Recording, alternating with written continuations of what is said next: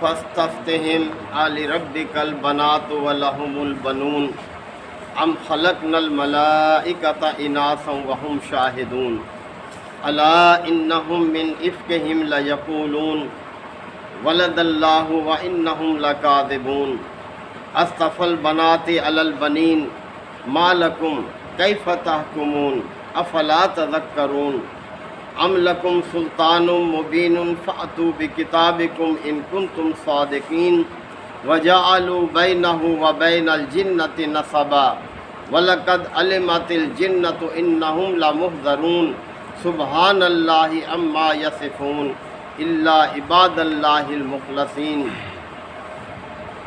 صدق اللہ مولانا عظیم۔ سورہ صافات کے یہ 5ویں رکوع کی آیات ہیں۔ پچھلی آیات میں رب کائنات نے اپنے مختلف انبیاء کرام کا تذکرہ کیا،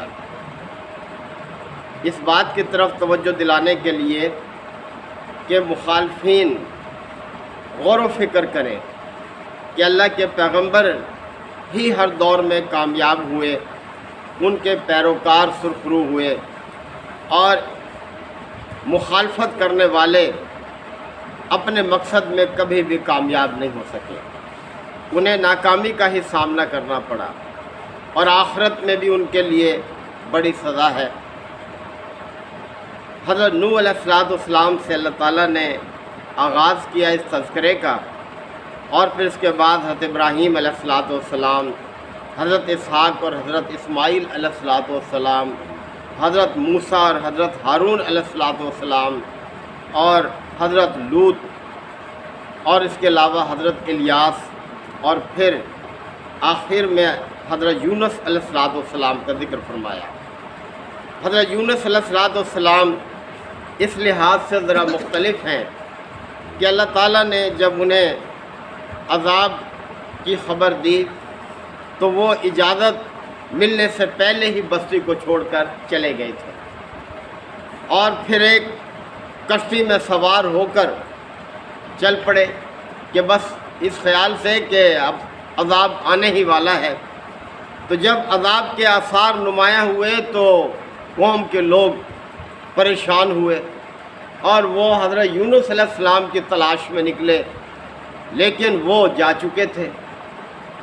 اب وہ اس پریشانی میں کہ اب ہم کیا کریں، اپنے بچوں کو، عورتوں کو، جانوروں کو ایک کھلے میدان میں لے آئے اور اللہ سے آہو زاری کرنے لگے، توبہ کرنے لگے، تو اللہ تعالیٰ نے ان کی وہ توبہ قبول کر لی اور عذاب جو ہے ان سے ٹال دیا۔ یہ پہلا موقع ہے کہ اور آخری موقع کہ اللہ تعالیٰ نے کسی قوم پر عذاب کا فیصلہ کیا ہو اور پھر اس سے عذاب کو ٹال دیا ہو۔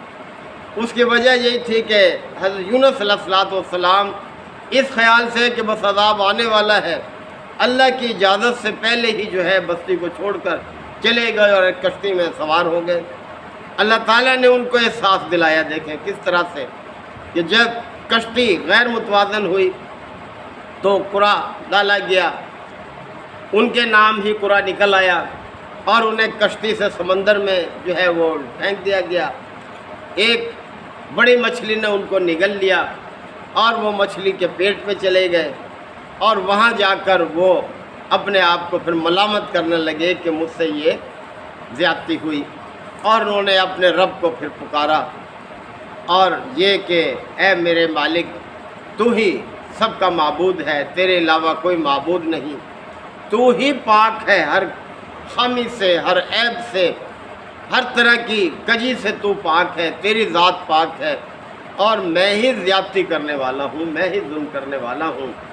تو اللہ نے اپنے پیغمبر کو یہ احساس جب ہو گیا تو بچا لیا، اور مچھلی کو حکم دیا، اس نے ایک چٹیل جگہ پر ان کو اگل دیا، یعنی ساحل پر، جہاں نہ کوئی سایہ تھا نہ کوئی کھانے پینے کی چیز تھی، اور پھر اللہ نے اپنی قدرت سے ان کے اوپر ایک بیل نما درخت جو ہے وہ اگا دیا، جو ان کے لیے سائے کا کام بھی کرتا تھا، اور اسی سے ان کی خوراک بھی تھی، اور پھر وہ صحت مند اور توانا ہو گئے، اور پھر اللہ تعالیٰ نے واپس ان کو اپنی قوم کی طرف بھیج دیا۔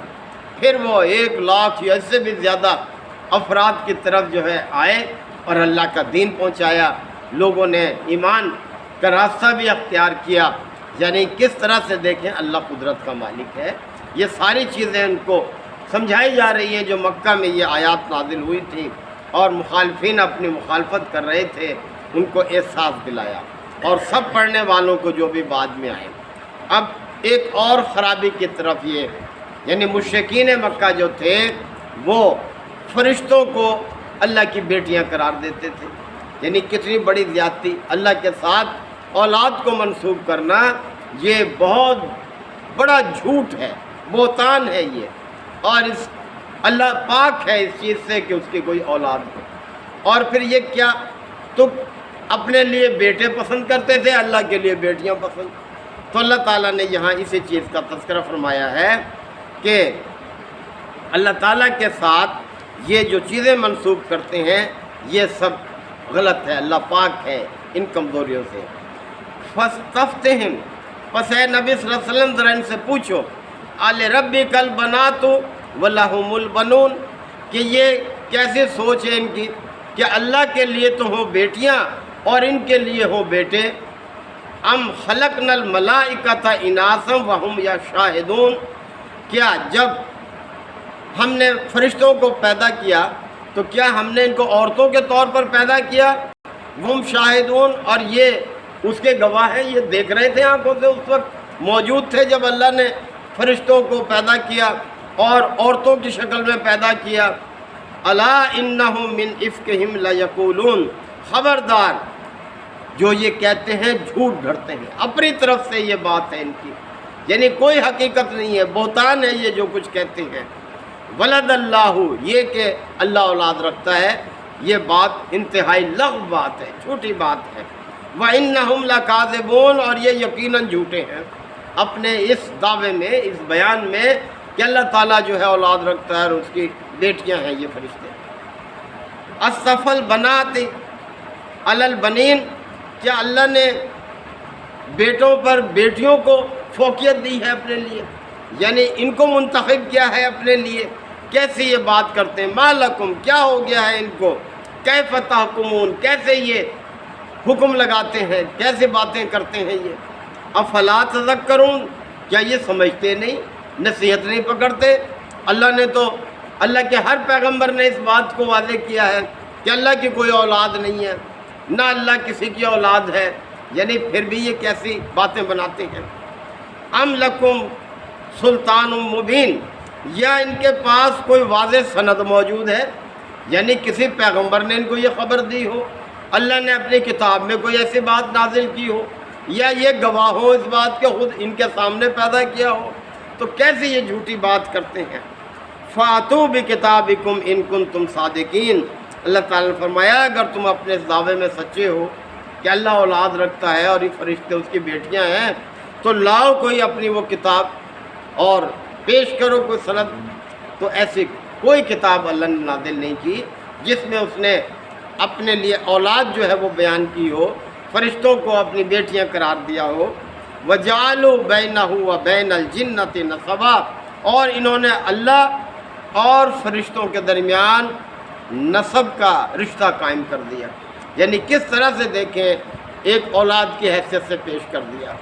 وَلَقَدْ عَلِمَتِ الْجِنَّةُ، جبکہ فرشتے خوب اس بات کو جانتے ہیں، اِنَّهُمْ لَمُحْضَرُونَ، کہ یہ مجرم کی حیثیت سے اللہ کے حضور پیش ہونے والے ہیں۔ بہت بڑا جرم ہے جو یہ کر رہے ہیں۔ فرشتے تو اس بات کو خوب جانتے ہیں کہ یہ جھوٹ کہہ رہے ہیں، ہمارے بارے میں کتنی لغو بات کر رہے ہیں، ہمیں اللہ کی بیٹیاں قرار دے رہے ہیں، اور یہ اللہ کے حضور مجرم کی حیثیت سے پیش کیے جانے والے ہیں۔ سبحان اللہ عما یصفون، اللہ تو پاک ہے ان باتوں سے جو اللہ سے منسوب کر رہے ہیں۔ الا عباد اللہ المخلصین، اور اللہ کے مخلص بندے وہ ایسی باتیں نہیں کرتے، دوسرے لوگ ہی ہیں جو اللہ سے اس قسم کی کمزوریاں منسوب کرتے ہیں، مخلص بندے ایسی باتیں نہیں کرتے۔ فَإِنَّكُمْ وَمَا تَعْبُدُونَ، اللہ تعالیٰ نے فرمایا کہ یہ بھی اور وہ ان کے معبود بھی سب کے سب عذاب میں حاضر ہونے والے ہیں۔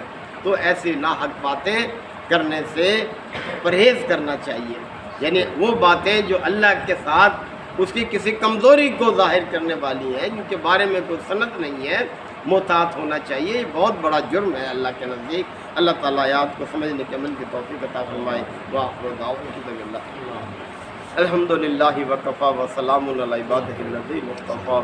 ربنا آتنا فی الدنیا حسنہ وفی الآخرۃ حسنہ وقنا عذاب النار وادخلنا الجنۃ مع الابرار یا عزیز یا غفار یا رب العالمین۔ اللہم انک عفو کریم تحب العفو فاعف عنا۔ اللہم من احییتہ منا فاحیہ علی الاسلام ومن توفیتہ منا فتوفہ علی الایمان۔ یا شافی الامراض اشف مرضانا ومرضى المسلمین۔ یا قاضی الحاجات اقض حاجاتنا وحاجات المسلمین۔ اللہم انصر الاسلام والمسلمین۔ ربنا تقبل منا انک انت السمیع العلیم وتب علینا انک انت التواب الرحیم۔ صلی اللہ تعالی علی خیر خلقہ محمد وآلہ وصحبہ اجمعین۔